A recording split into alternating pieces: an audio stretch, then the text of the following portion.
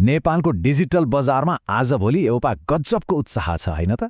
तर अनलाइन व्यापार सुरु गर्ने त्यो मिठो सपना र त्यसको यथार्थबीच कस्ता कस्ता चुनौतीहरू लुकेका छन्? आउनुहोस् आज हामी तिनै 7 प्रमुख बाधाहरूलाई एक एक गरी केलाएर हेरौँ।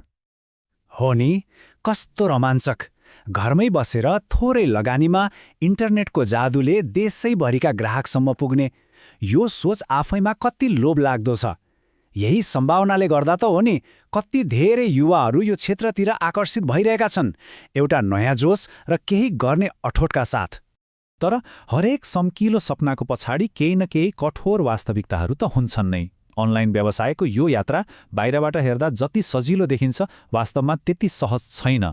आज हामी तिनै बाधाहरूको बारेमा कुरा गर्दैछौँ जसले हरेक नयाँ उद्यमीको धैर्य र दृढताको कडा परीक्षा लिन्छन्। ल, सबैभन्दा पहिले ती समस्याहरूको कुरा गरौँ जुन अनलाइन व्यवसायको जगसँगै जोडिएका छन्। किनभने यदि जग नै बलियो छैन भने त्यसमाथि ठूलो महल बनाउने सपना देख्नु बेकार हुन्छ, होइन र? र त्यो जगको पहिलो दरार हो इन्टरनेट। अनलाइन व्यवसायका लागि इन्टरनेट भनेको त सास फेर्ने हावा जस्तै हो। तर के हुन्छ जब त्यो हावा नै सधैँ सफा र निरन्तर हुँदैन? सोच्नुहोस् त। कमजोर इन्टरनेटको असर त सिधै देखिन्छ। खास गरी सहरभन्दा बाहिरका क्षेत्रहरूमा इन्टरनेटको गति एकदमै सुस्त अनि कनेक्सन आउने जाने भइरहन्छ। अब यसले ग्राहकसँगको कुराकानीदेखि लिएर व्यवसायको दैनिक कामसम्म सबै कुरामा बाधा पुर्याइहाल्छ नि। अब दोस्रो आधारभूत चुनौती पैसाको कारोबारसँग जोडिएको छ। सामान बेच्नु एउटा कुरा भयो, तर त्यसको पैसा सुरक्षित र छिटो पाउनु अर्कै महत्त्वपूर्ण पाटो हो। अनि धेरै उद्यमीहरू यहीँनिर आएर अल्झिन्छन्।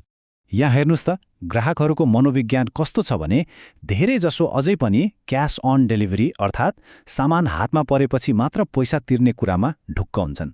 उनीहरूका लागि अनलाइन पेमेन्ट अझै पनि अपरिचित र कता कता जोखिमपूर्ण लाग्छ। अब यसले गर्दा उद्यमीहरूका लागि पैसाको व्यवस्थापन गर्न एकदमै गाह्रो हुन्छ। ल, आधारभूत समस्याहरूबाट अगाडि बढेर अब बजारसँग जोडिएका चुनौतीहरूतिर लागौँ। किनभने एउटा राम्रो वेबसाइट वा सोशल मिडिया पेज हुनु मात्रै त सबथोक होइन। तेस्रो चुनौती हो लजिस्टिक्स, मतलब सामान ग्राहकसम्म पुर्याउने प्रक्रिया। अब सामान जतिसुकै राम्रो होस्, यदि त्यो सही समयमा सही अवस्थामा ग्राहकको हातमा पुगेन भने त सबै मेहनत खेर गयो नि। अनि परिणाम के हुन्छ त? नेपालको भौगोलिक अवस्थाले गर्दा दुर्गम ठाउँहरूमा डेलिभरी महँगो पनि पर्छ, ढिलो पनि हुन्छ।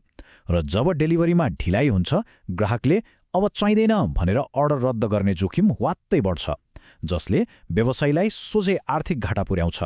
र यो सायद सबैभन्दा गहिरो चुनौती हो, ग्राहकको विश्वासको कमी।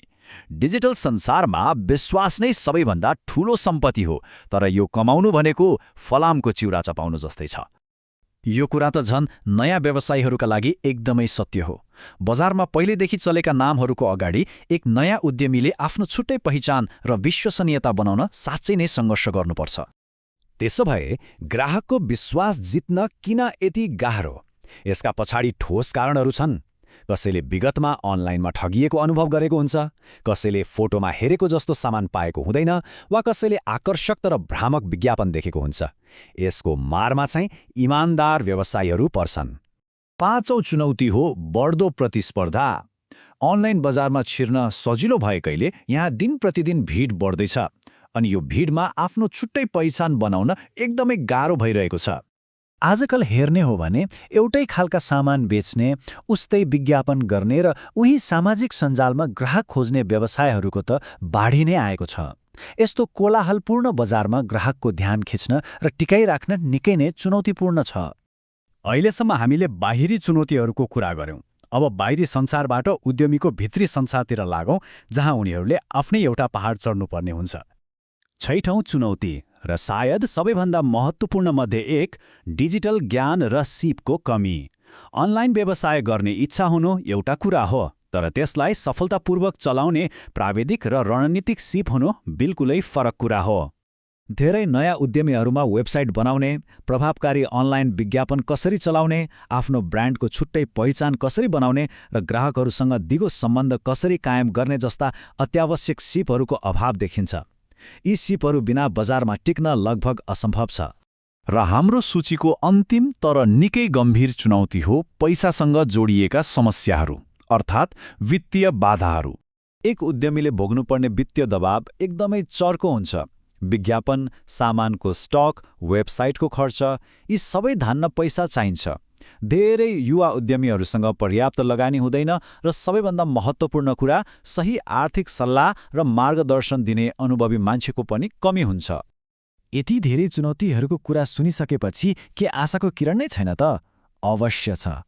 चुनौतीहरू जति धेरै छन्, अवसरहरू पनि त्यति नै छन्। अब कुरा गरौँ यी बाधाहरूलाई पार गरेर सफलताको बाटो कसरी बनाउन सकिन्छ।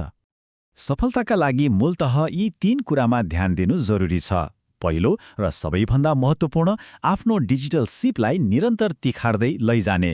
दोस्रो, उत्कृष्ट सेवा र इमान्दारीबाट ग्राहकको मन र विश्वास जित्ने।